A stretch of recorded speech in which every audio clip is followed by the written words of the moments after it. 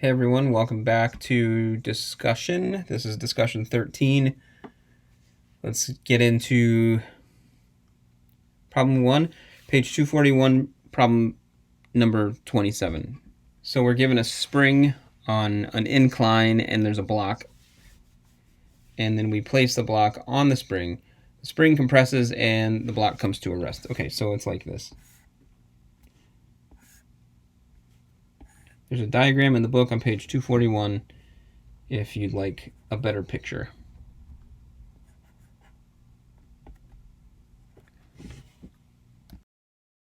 Okay, so we're given the compressed block and the uncompressed, or the compressed spring with the block and the uncompressed spring with the block up here. This is going to be, we're told that this is final and this is initial up here. Okay, and then we're also told that this is length L. That's how far the block actually travels. Okay. So let's bring this down here a little bit. Let's actually enlarge this so I have more room. All right, so now we've got, let's see, here we're going to have actually, this is going to be, that's how far it's going to travel down. Saying that isn't to just review blocks on inclines, it's actually because we're going to be using conservation of energy to find okay, so we're asked to find an expression for the change in the earth block spring system, right? In the change in the potential energy in terms of the parameters given in the figure. So the parameters given in the figure are K, L, theta, and M. This is what we're given. Okay, so now let's go back to our conservation of energy. So initially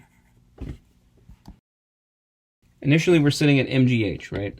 This is MGH, and H is going to be L sine theta in this case. This is the height that it can travel. So, okay, so let's do U final, because as we go down, this is going to be our point where there's no further gravitational potential that this could have while it's sitting on the spring in the block. Okay, so we have MGL sine theta. I'm going to move this figure out of the way, put this over here. Let's kind of move this guy a little bit. Oops, too far. Right there, just so that we have some room.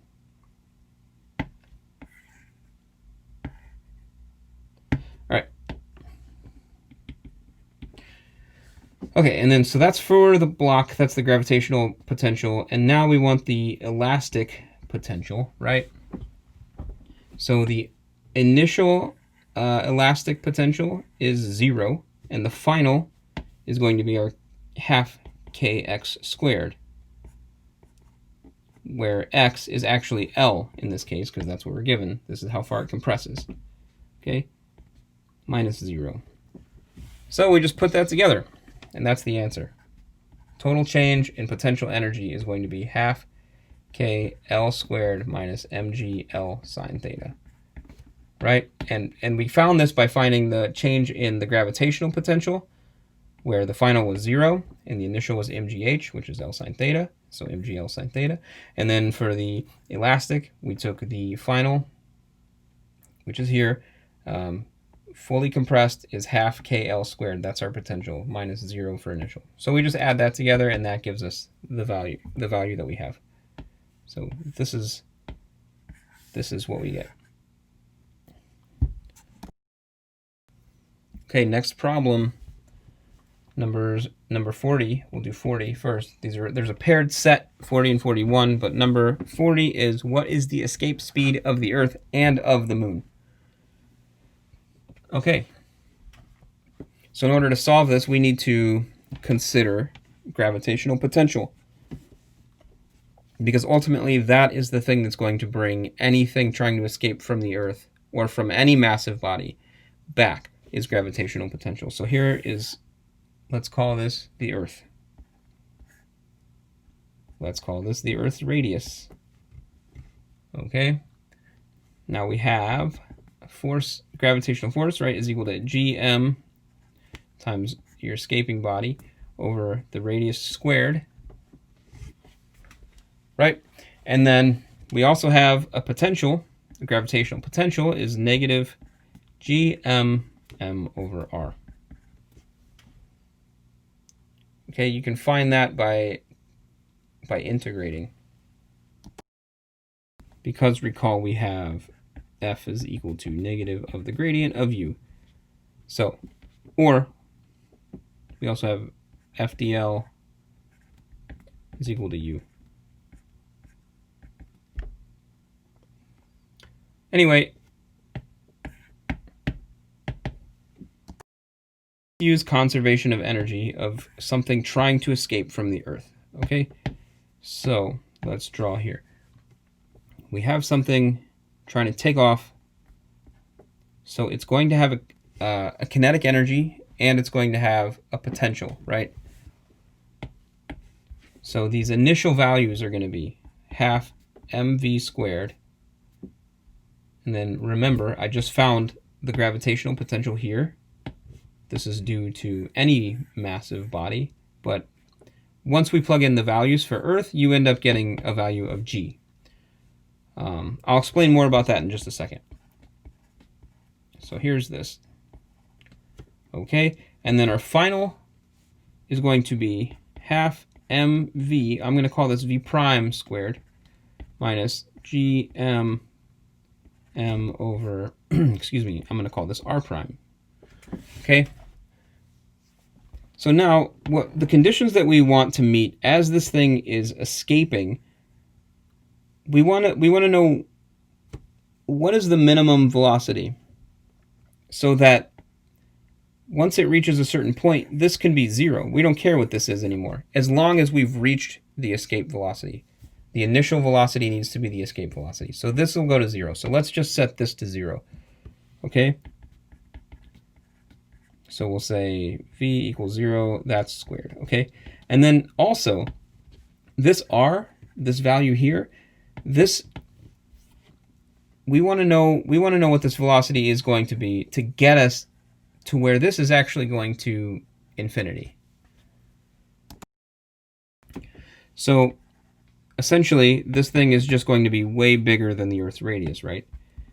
So this is going to be gm over, we'll call this, we'll say this goes to infinity. Not is infinity, it's going to infinity. That's an approximation because we're just trying to get away from this planet. If we're just stuck at the Earth's radius, I mean, we're right on the surface, right? We'll just be right on the surface. So we want to know, what is our velocity from here? Oops, that's here. From here, and then we want to be all the way out here. What gets us to where we're just kind of not stuck by Earth's gravitational potential anymore, okay? So what this leaves us with, because guess what? This is also going to go to 0. This is going to go to 0. So now we're stuck with mv squared minus gm m little m over r, right? Equals 0, because both of these terms went to 0 to meet our conditions. So now we just solve for v. Well, v is going to be equal to 2g m over r square root of. So I should be careful here because this needs to stay as big M, and I should make sure that I notate this. This is the mass of the Earth. Okay, that's going to give you your gravitational acceleration. This is the mass of whatever rocket you're in. Okay, so just to be more clear, we're going to end up with, go back here, these cancel, right? So that's what I was going to say. 2g mass of the Earth over the radius of the Earth, square root of. So that's the escape velocity of the Earth. Now, if we wanted this in terms, if we want this in terms of g, let's just say we want it in terms of g, Earth's gravitational acceleration, well, then we can just do a substitution, right? Because Earth's gravitational acceleration, recall from the force, this gives you m little m over r squared, which is the same as your rocket or whatever it is you're escaping on, times g. So that logically implies that g is equal to gm over r squared. So what we do is we substitute, call this the radius of the Earth. So we put a 1 in here. Let's do this. Let's call it, this is already here, and then we need another here. Just trying to be explicit so you know what I'm talking about. So 2 times g times, right, because this is r squared, so this is all going to go into, this one is not, but you'll see what I mean. Just this. That's the answer. If you wanted it in terms of Earth's gravitational acceleration, that would be the answer. So this is the escape velocity of the Earth. There we go. Okay, so now we just do the same thing for the moon, because it asks us to do it for the moon. As far as I know, there's no standard single letter variable for the moon's gravitational acceleration. I could be wrong, but let's call this escape moon. I mean, you're going to have the same values. Sorry, a similar expression is what I should say. This is m naught. We'll call that m naught for the mass of the moon. We'll call this r naught for the radius of the moon. So this will be your escape velocity from the moon. And we found it just using conservation of energy. So kinetic plus potential initial is equal to kinetic plus potential final, right? And we set these conditions on it so that we could find the escape velocity. All right, next problem. Okay, so next we're asked, if a spacecraft is launched from the moon at the escape speed of the Earth, how fast will the spacecraft be going when it is very far away from the moon, ignoring the effects of other celestial bodies? So we're only considering the gravitational effects of the moon. And also, it tells us that we're traveling off the surface of the moon at the escape speed of the Earth. So what that means, since the Earth is more massive and has a stronger gravitational potential, the escape speed of the Earth is far greater than, we'll just call it greater than, I don't know if it's far greater, it's greater than the escape speed of the moon because of the difference in mass. So what that means is that we can no longer consider what's going to happen when this goes to 0, because we're going to have some leftover velocity once we escape. This will still be infinity. So let's set up our conservation of energy. This is 41. So we're going to have a potential from the moon, right? We have a kinetic energy from the moon. We have our initial escape speed, which is the escape speed of the Earth, plus gm. This is the gravitational potential final, right? So this is mass of the moon times the mass of the rocket, but it wants to know as this goes to infinity, pretty much, because we're told how fast will it be going when it is very far away from the moon. So we can safely assume that this is just going to go to 0. Okay. All right. Actually, this is the thing that we're looking to find here. So we want to know what this value is. So I wrote that down wrong. And this, okay, so now we have gm of the moon times the mass of the rocket over radius of the moon plus half m and initial, right? This is the rocket, and then the initial is the escape speed of the Earth, right? So now this is what we have. We just saw for v. Right? So we've got 2 over m, which is the mass of the rocket, times the square root of half m mass of the rocket times the escape velocity of the Earth minus g mass of the moon, mass of the rocket over r radius of the moon. Okay, and we can probably expand this term because we just found out what that actually is going to be. So let's do this. 1/2 times the mass of the rocket times what was it? We'll put it in terms of this.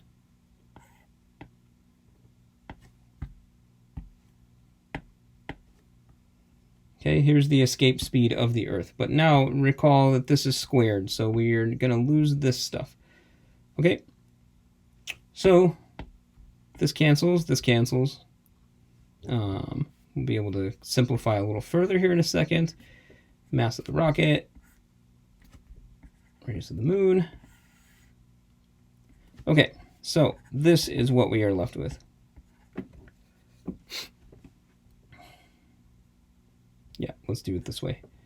So we have m, mass of the rocket, times g, right? Just trying to see if I can factor anything else out. Okay, nope. Mass of the Earth over the radius of the Earth minus mass of the moon over the radius of the moon. And there you go. Like getting a little crazy, you could actually rewrite this again, just for fun, g over mass of the rocket, and then all of this stuff here, like that, and like that. So that's your final answer. Wow. Not a square. Okay. Next problem. Okay, the next thing we have to do is problem 39. 43. All right, so we're given these energy bar graphs, and we're just going to use conservation of energy to solve them. So I'll just redraw them real quick. Okay, so this is pretty much what we're given.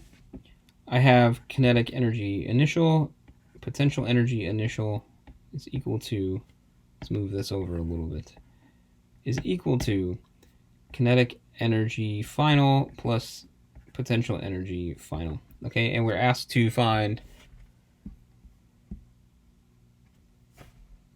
the unknown kinetic energy in each. So pretty much we're just setting up an equation and solving, and we're given everything we need. So all right, let's just do that. So we have 5 joules plus 10 joules equals x, because we don't know what that is, minus, and this is negative 5 joules. Okay, so that's the first thing we're given in this bar graph. Do you see that? So this is 5 joules, this is 10 joules, unknown, and this is negative 5 joules. Okay, easy enough. So that means that the unknown, we'll call this x, is equal to the kinetic energy final is equal to 20 joules total, in order for energy to be conserved, because that's the whole assumption that we're making, that this system has some conditions that are met that we can count on energy being conserved, and so we're able to figure out what the unknown energy is. All right, do the same thing for the next one. So here we have 0 for, okay, so here we have initial is equal to unknown final plus final. Okay, so, okay, 0 plus, this is case 1. I'll just, so I don't make it too much of a mess. This is case 1. This is case 2. So we have 0 plus, what is this? This is halfway down, so this is negative 2.5 joules. Right, and this is equal to kF, and then this one is, okay, this far down, this is 7.5 joules. Okay, so then we just take 7.5 to the other side. It's positive, so 7.5 minus 2.5, right? 7.5 minus 2.5 is equal to 5 joules, is equal to the final kinetic energy. So that's your answer. Final kinetic energy is 5 joules. Okay? So, part B. Part B asks, if M is equal to 2.5 kilograms, find V final. So, okay, we need to set up. So we have final kinetic energy is going to equal 1/2 m V final squared. And it wants to know what is V final. So for case 1, we had, what was it? It was 20 joules, right? Ah, here it is. 20 joules. Case 2 was 5 joules. So 20 joules is equal to 2 times m. And well, we're given a value, which is 2.5 kilograms. And then we have Vf squared. So, okay, so Vf is going to be equal to 2 times Kf over m under a square root, right? So that's going to be, down wrong here. This is 1/2. Okay, that's going to be, there we go. Plug that into a calculator. Value here is 4 meters per second. Okay, that's case 1. And case 2, well, pretty much we just need to plug in the values at this point because we already know it's going to be 2kf over m under a square root, right? So that's going to equal 2 times 5 joules over, what was it, 2.5 kilograms under square root. That equals 2 meters per second. So those are the final velocities for each case. We had 4 and 2.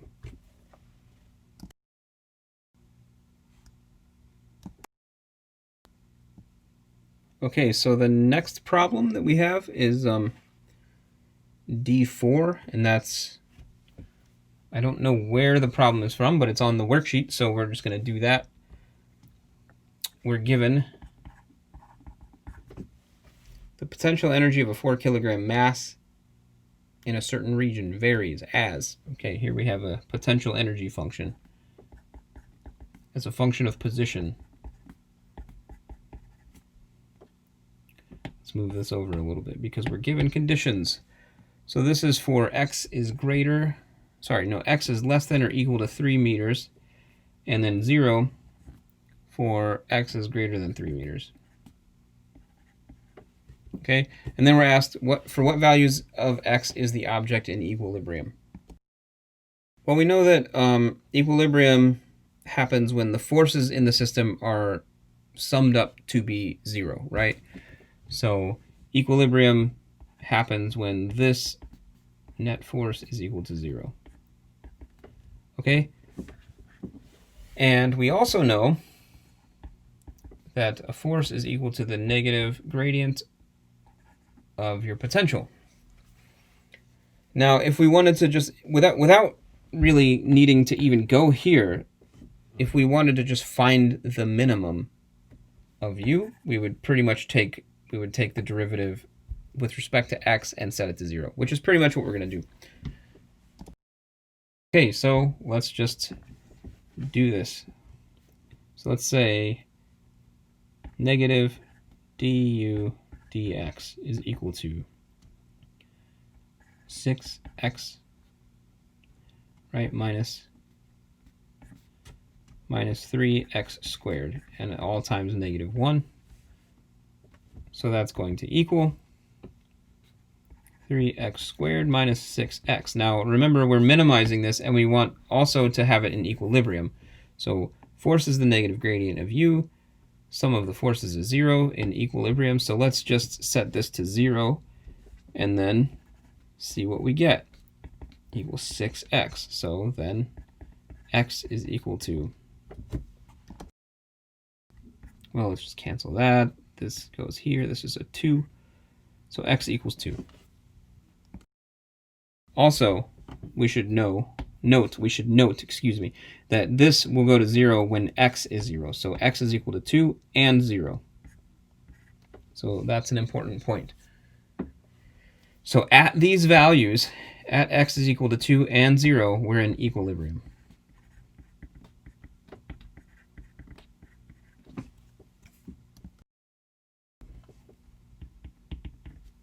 This was part 1. Okay, so it says sketch u versus x and identify the equilibrium points, clearly stating whether they represent stable or unstable or neutral equilibrium. Okay, so let's look at this. We have 3x squared minus 6x, right? That's equal to, this is equal to, well, what did we have? This, right? We're just asked to actually sketch u of x itself. So here, let's do it this way. So u is equal to 3x squared minus x cubed, right? That's u. Put this over here. U prime is equal to 6x minus 3x squared, and u double prime is equal to 6 minus 6x. Call this 1 minus x, right? What I do in order to sketch this is plug in values for x at each of these points. So let's say x equals 0, u equals 0, x equals 1. We just keep going on about this. We should really I'll make a table because this is going to get, there's going to be too many things. So we'll say these are values of x. We have 0, 1, 2, 3, right? And then we have like a -1, -2. We could do something like that. Okay, and then we have u prime, u double prime. So this is how I would do it, since we're asked to sketch, right? I mean, it doesn't have to be a super long calculation, but if you set up a table like this, it might make things go a little quicker. We don't actually care about, I took the time to fill out this table, and we don't actually care about what the, I mean, not to sketch a curve, you don't need the exact values, right? So we just kind of want to determine what the behavior is going to be.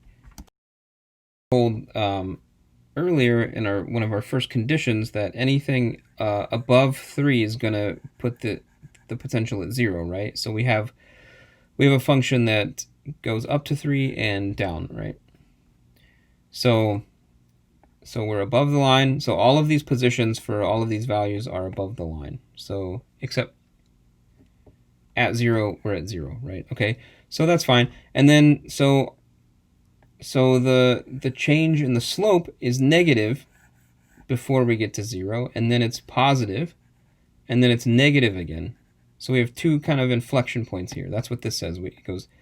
It's going down, and then it's going up, and then it's going back down. So it's going to be something like that. That's what I'm guessing. And then so this part right here, this goes, okay, so now u double prime, this is essentially our curve, right? So, or our curvature. So this tells us that if this is greater than 0, before 0, then we have something like this. Greater than 0 means like a curve, like a bowl, right? Like that. There we go. That's for greater than 0. We have, let's do it this way. Greater than 0 gives us an upward curve, and then for less than 0 gives us a downward curve, right? And then 0 is just sort of flat, right? Okay. Same thing here, right? So we had down, flat, up, flat, down. So yeah, so actually my original thought on this was right. So it's going to go kind of like down, up, down, and then we have the values that this is going to happen, right? So we have our 0 points. So let's just draw it. So here we go.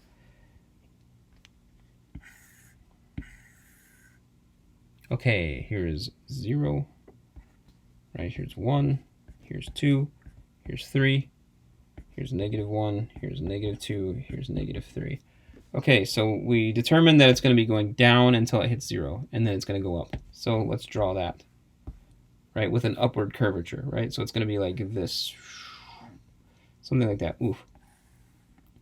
All right, bear with me here. Okay, so then it's going to go up until it gets to the value 2, at which point this is going to have a downward. This is going to have a downward curvature, right, at 2. So it's actually going to look like this. And then it's going to go down again. And then it's going to have downward curvature still. So it's going to be like this. So I would say it probably is more like this, something like that. If I had to venture a guess, I'd say it looked more like that. So this is the actual sketch of the curve. That's a much better representation of the curve itself, where you say this is kind of probably around 0 here, right? 0 is going to be like right around there. 2 is here. Yeah. So that's what I would say. So 0 and 2. So we're asked for this part also to find the equilibrium points. Well, we already found the equilibrium points in part 1. That was at x equals 0 and 2, right? So now we're asked to find if they're stable, unstable, or neutral. Okay, so there's kind of an easier way of thinking about this. So the point 0 here, this is a stable equilibrium. And how we can think of this is if there's a ball trapped in this little bowl here, it's going to roll up and it's going to kind of stop and come back down, right? So it's going to go up there and then it's going to come back down and roll back and forth. That's going to be a stable equilibrium. Something like this upward curvature, right? Next, if we have a ball up here at our, here, this is going to not be stable because we don't have this potential catching it, right? This is a potential curve, remember. So this is actually a u of x. This is a potential. So this is going to, from here, this is not going to be stable like this one.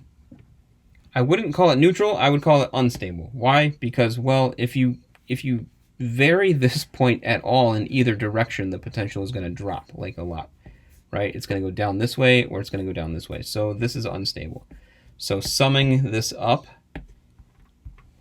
to wrap this up, 0, x equals 0 is stable equilibrium. X equals 2 is unstable equilibrium.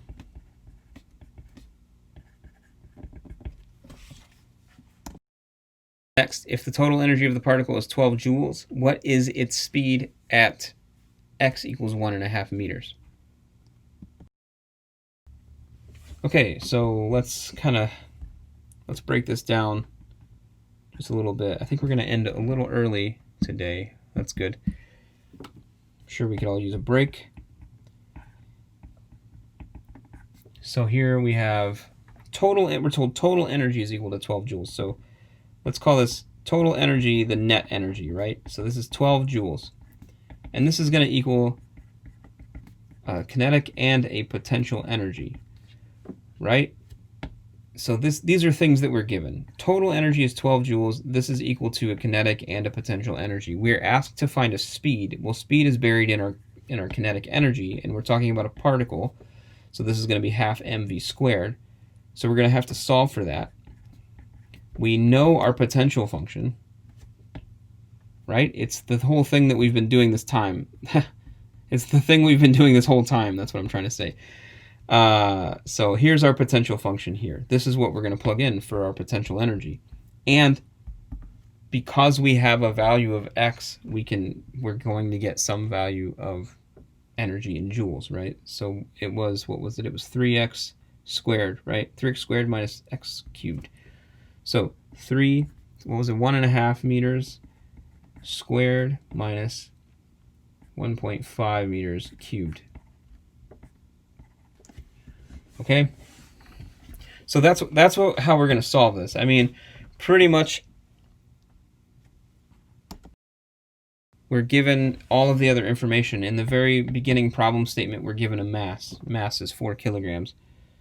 So what I would do first, as usual, is I'm actually just going to solve it.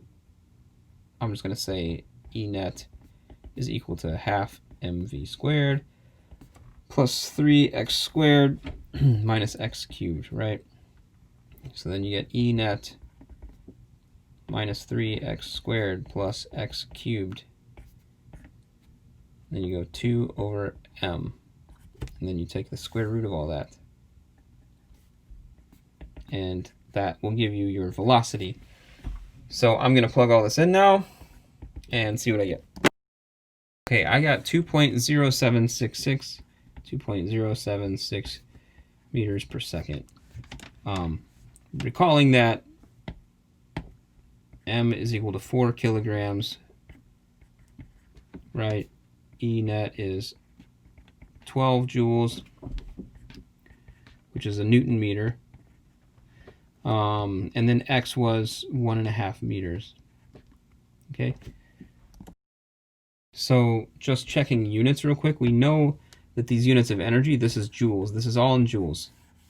I know, and the reason I know that is because this is a potential function. We're told that this is a function of potential energy. This is going to be in joules, okay? So this joules minus this joules, okay? So the unit of this total thing is joules. All right, so that's going to give us, let's see, we had 1 over kilograms times, what was it? It was Newton meters, kilogram, meters squared per second squared. And then this cancels, and then this gives you meters per second. So that's good. All right, thanks for watching.